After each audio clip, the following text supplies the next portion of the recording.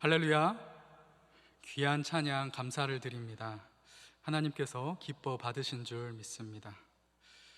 이 시간에 예배의 자리를 사모하며 나오신 우리 사랑하는 충현의 모든 성도님들, 그 가정 가운데 하나님의 크신 말씀의 은혜가 임하기를 축복합니다. 오늘 이 시간에는 이삭의 삶을 통해서 하나님의 은혜를 나누고자 합니다. 이삭의 출생이 성경에서 차지하는 그 비중은 매우 크다고 말할 수가 있습니다. 왜냐하면 아브라함에게 25년 전에 하나님께서 주신 그 약속의 성취이기 때문입니다. 이삭은 자연 발생적으로 탄생한 것이 아니라 하나님의 기적의 섭리로 탄생을 하였습니다. 이 출생이 온 인류를 축복하고자 하는 하나님의 계획이 담겨 있는 출생이기 때문에 이삭의 탄생은 성경에서 큰 의미가 있다라고 말할 수가 있죠. 창세기 22장 18절에 또 내 씨로 말미암아 천하 만민이 복을 받으리니 이렇게 말씀하였는데, 이 씨가 바로 이삭입니다. 그런데 여러분, 이 이삭의 출생, 원대한 하나님의 계획이 담겨 있었던 이 이삭의 출생에 비해서 그의 삶은 그렇게 대단한 것 같아 보이지 않습니다. 하나님의 친구라고 칭호를 받았던 아버지 아브라함과 정말 약사 빠른 아들 야곱 사이에서 이 이삭의 인생은 좀 인상적인 것이 없어 보인다라는 것이죠. 성경의 분량도 마찬가지입니다. 아브라함과 야곱에 대한 성경의 분량은 많은데 이삭은 그것보다 덜하다라는 것이죠. 성격적으로 내향적이고 조용하고 평범해 보였던, 다른 성경 인물들에 비하면 극히 평범해 보였던 이 이삭. 그런데 이 이삭은요, 하나님께서 엄청난 복을 주신 사람이라는 걸 오늘 본문을 통해서 우리는 알 수가 있습니다. 복받은 사람이라고 성경은 말씀하고 있는 것이죠. 우리 오늘 본문의 12절, 13절을 다시 한번 같이 읽도록 하겠습니다. 이삭이 그 땅에서 농사하여 그 해에 100배나 얻었고 여호와께서 복을 주심으로 그 사람이 창대하고 왕성하여 마침내 거부가 되어. 아멘. 여러분, 읽기만 해도 참 은혜가 되는 말씀인 것 같습니다. 이삭은요 100배의 결실을 맺었습니다. 뿐만 아니라 창대하게 되었고요, 거부가 되었다라고 성경은 말씀하고 있습니다. 이삭은 농사를 지었습니다. 근데 그 결과가 주위에서 다 놀랄 만큼의 소출을 얻게 된 것이죠. 왜 그랬다고요? 이삭이 뛰어난 영농법을 가지고 있었기 때문이 아니라, 이삭이 놀라운 재능을 가지고 있었기 때문이 아니라 12절에 그 비결이 나오고 있습니다. 12절에 여호와께서 복을 주심으로. 그랬기 때문에 이 모든 것이 가능했다라는 거예요. 여러분, 하나님께서 은혜 주시면, 복 주시면, 함께 하시면 학력이나 출신 배경이나 내가 가지고 있는 그 재능을 뛰어넘어서 복되게 하실 줄 믿습니다. 그래서 우리는요, 우리와 또 우리의 자녀들 장래와 인생이 학점이나 경력, 스펙에만 있는 것이 아니라는 것 분명히 기억해야 합니다. 하나님의 손에 있음을 잊지 마시기를 바랍니다. 하나님이 함께 하심으로 귀하게 사용되어질 줄 믿습니다.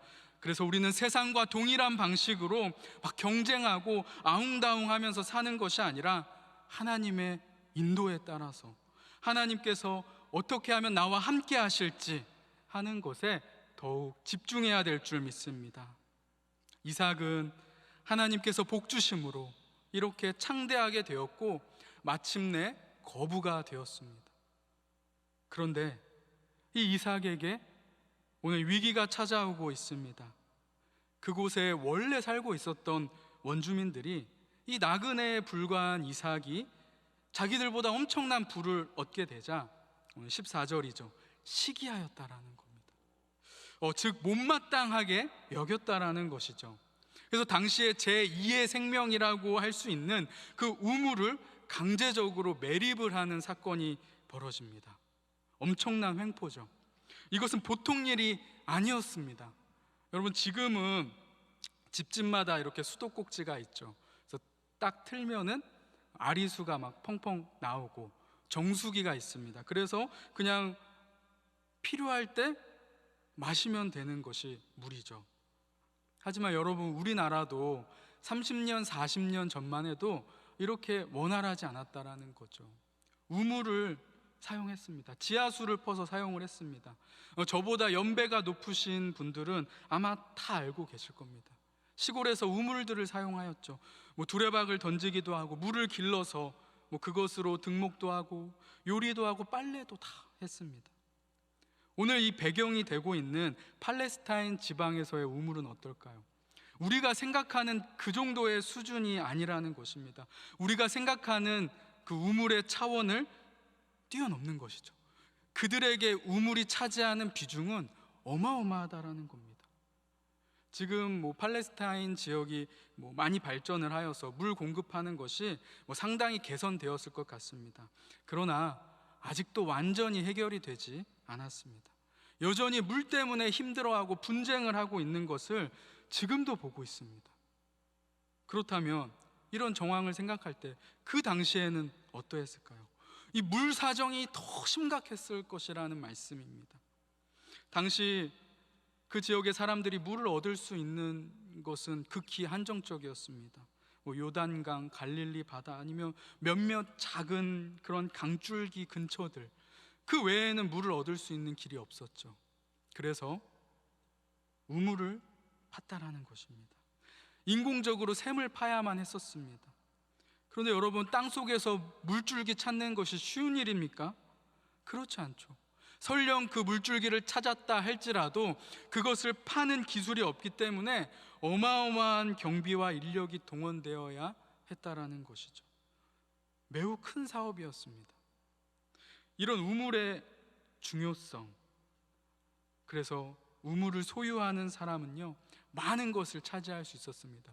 그래서 종족 간에 많은 다툼이 있었죠. 부족 간에 다툼이 있었습니다. 우물 싸움, 이것이 빈번하게 일어났다라는 것이죠.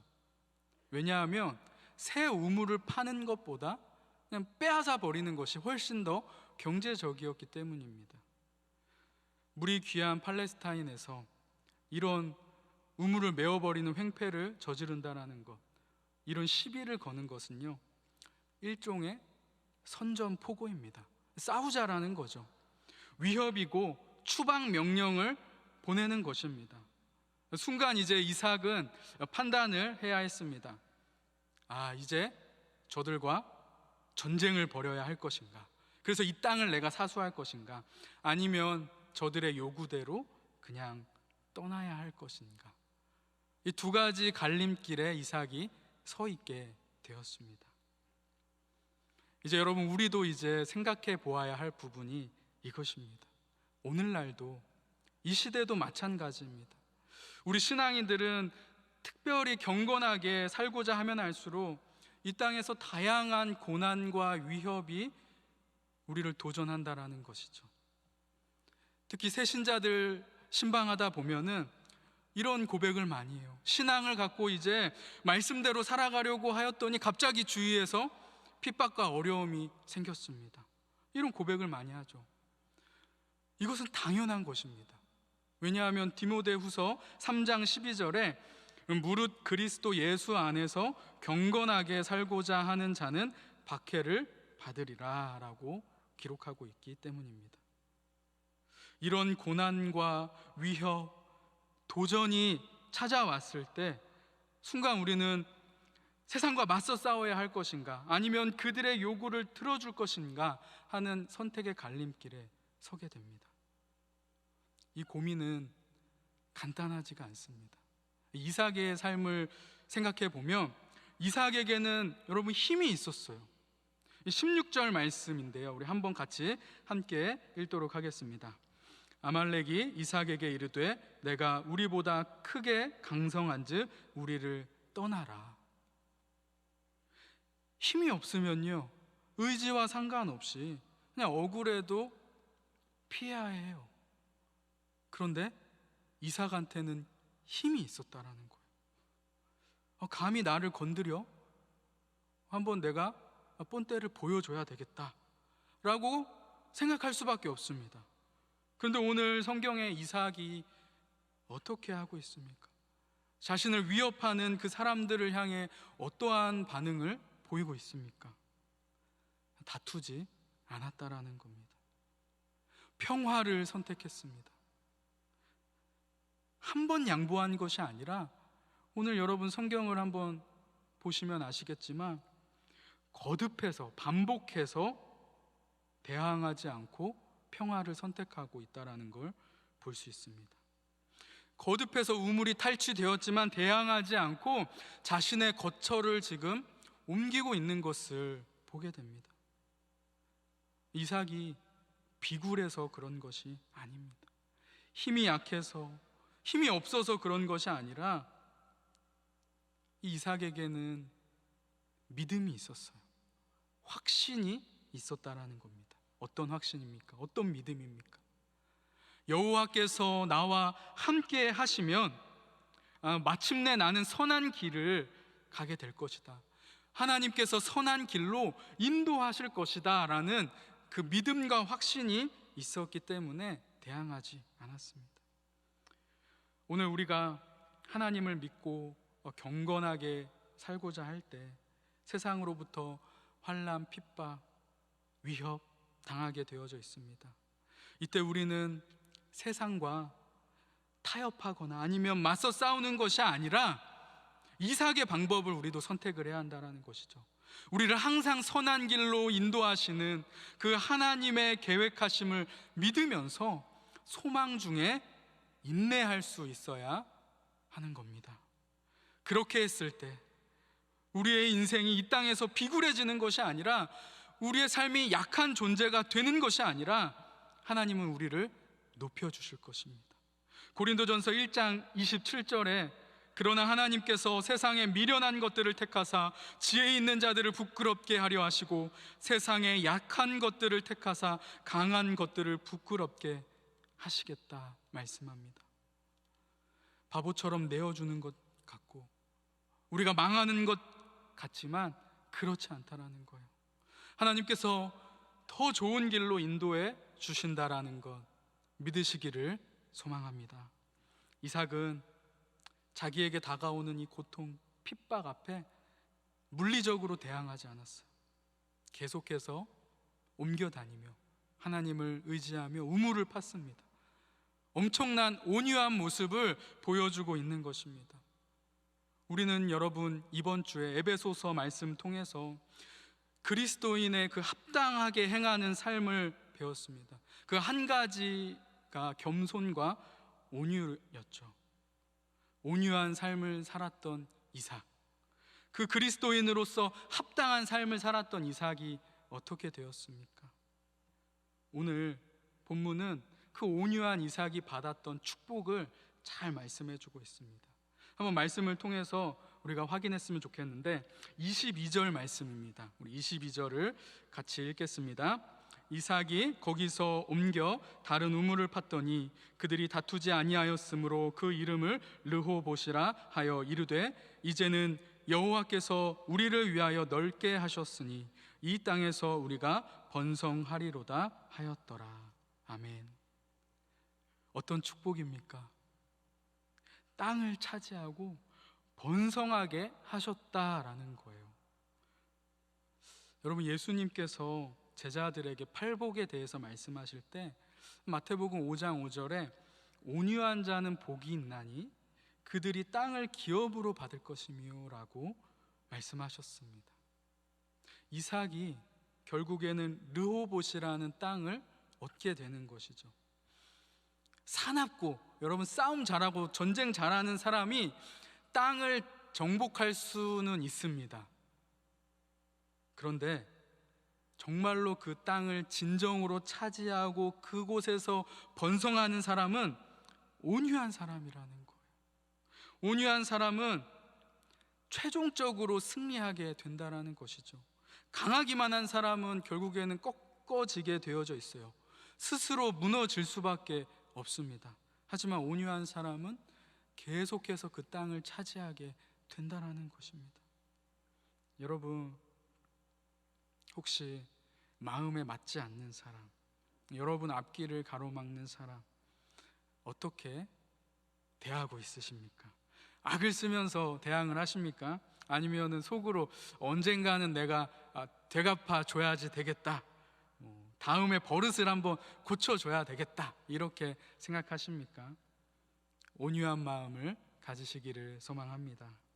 좀 손해보더라도 내가 온유하게 행동할 때 하나님께서는 결국에 나에게 땅을 차지하는 축복을 주실 것이라 믿습니다. 지금 당장은 아니더라도 장차 하나님께서 더 좋은 것으로 우리에게 채워 주실 것이라 믿습니다. 그리고 여러분, 온유한 이삭이 받았던 두 번째 축복은 화평의 축복이었습니다. 오늘 같이 읽지는 않았지만 28절 말씀을 보면 블레셋 왕 아비멜렉이 결국에는 이삭을 찾아옵니다. 그래서 화평 조약을 청하게 되죠. 28절 말씀을 제가 읽겠습니다. 그들이 이르되 여호와께서 너와 함께 계심을 우리가 분명히 보았으므로 우리의 사이 곧 우리와 너 사이에 맹세하여 너와 계약을 맺으리라 말하였노라. 아멘. 여러분, 분쟁하면요 또 분쟁을 낳습니다. 원수는 원수를 낳고 다툼은 다툼을 낳게 되어져 있습니다. 악순환이 계속 반복이 되어지는 것이죠. 그래서 여러분, 주위에 혹시 분쟁 좋아하시는 분 있으면 어떻습니까?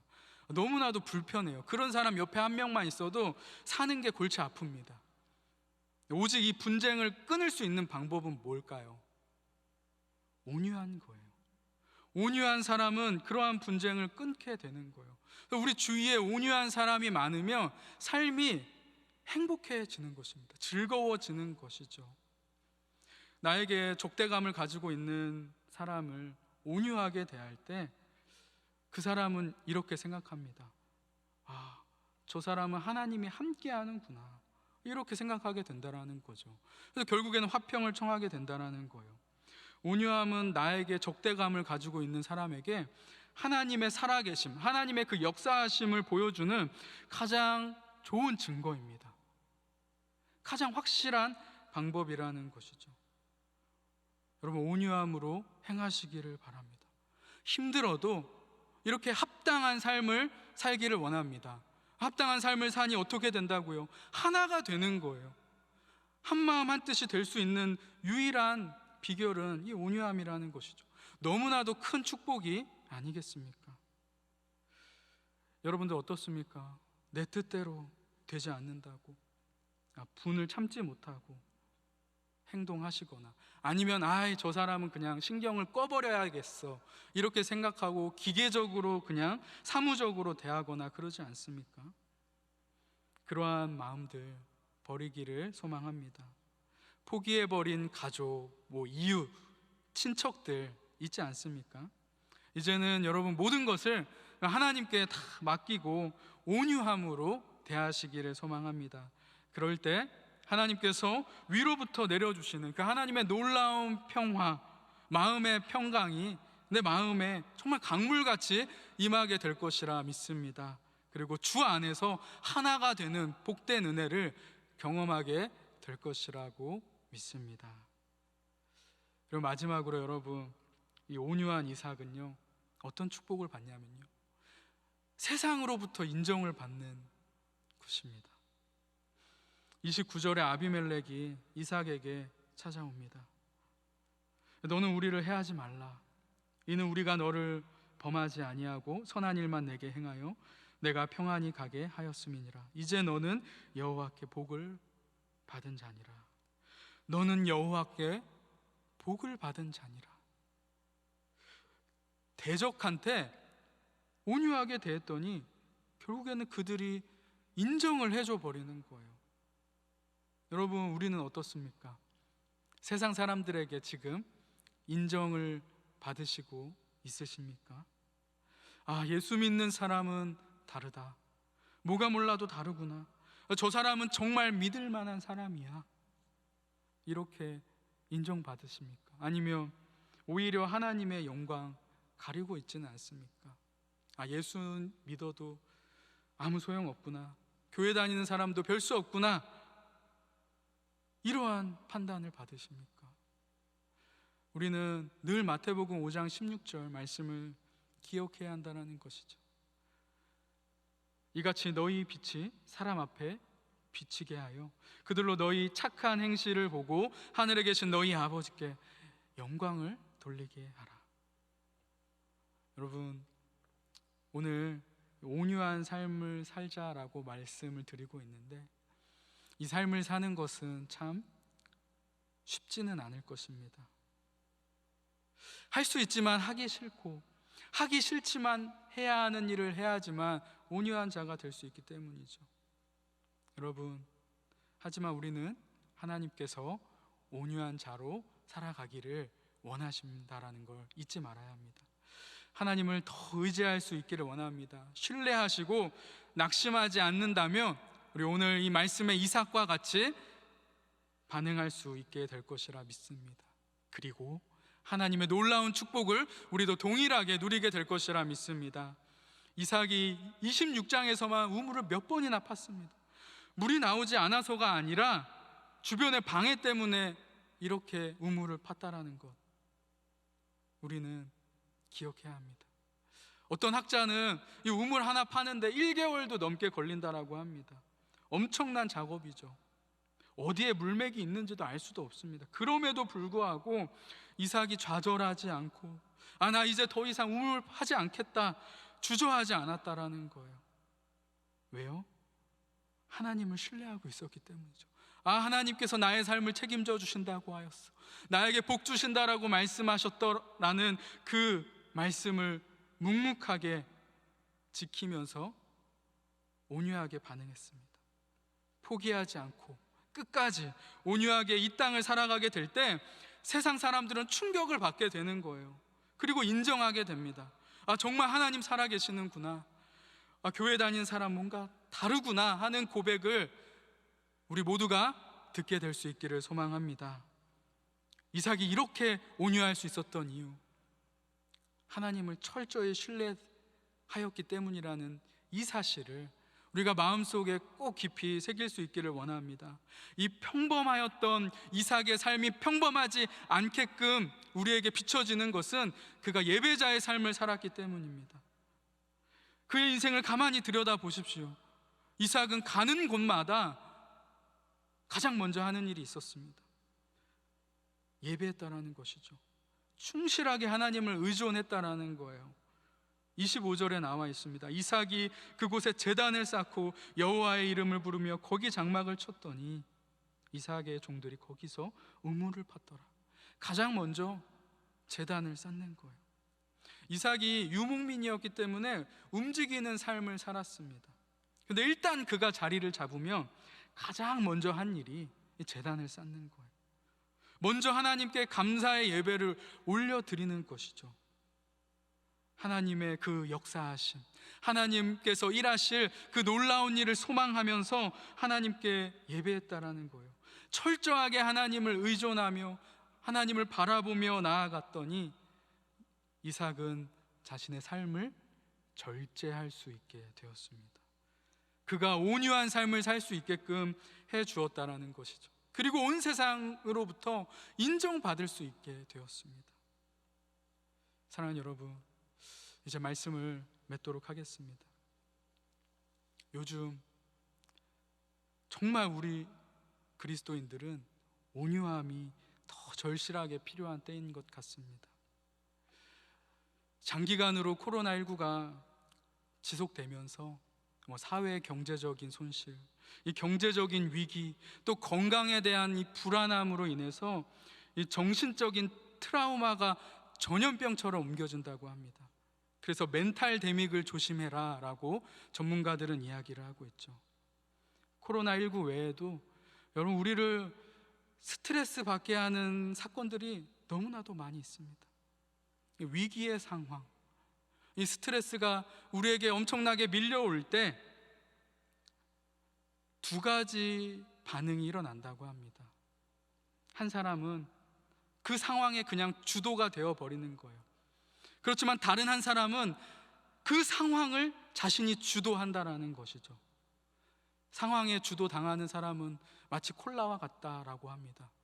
그래서 흔들어 버리면 폭발해 버리는 것이죠. 하지만 상황을 주도하는 사람은 생수와 같죠. 아무런 변함이 없는 거예요. 여러분, 온유한 사람은 상황을 주도하는 사람입니다. 세상이 주는 그 어떠한 스트레스, 경쟁의 시대 가운데에도 하나님 한 분만을 신뢰하고 바라보는 삶이죠. 하나님을 신뢰하며 바라보며 나아갈 때 그 삶을 잘 다스리고 온유하게 반응할 수 있게 된다는 겁니다. 여러분, 이 시대는 더 다투기를 원합니다. 자기 유익을 위해서 살아가라 라고 말하죠. 또 우리를 그렇게 유혹합니다.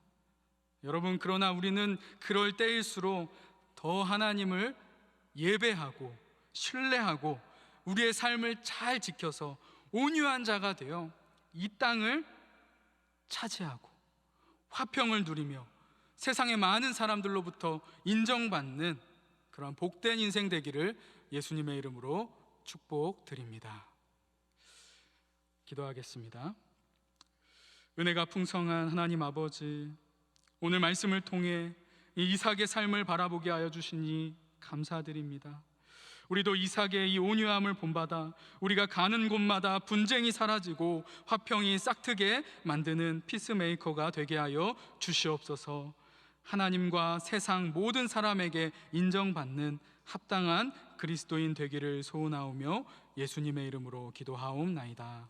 아멘.